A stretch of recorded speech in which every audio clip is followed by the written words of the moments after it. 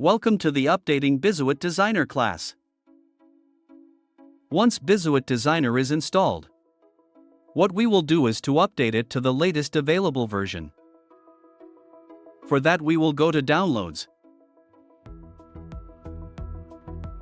Updates, and look for the latest available. In my case it is the version 4.3.21.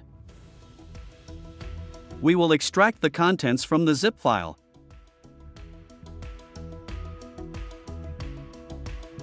And now we will have our updater.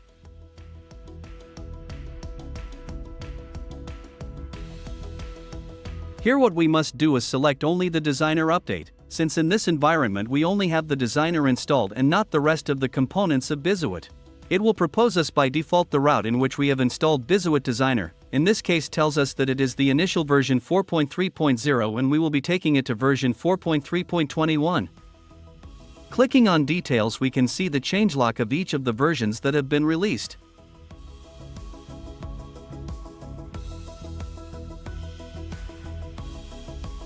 We will click on Update.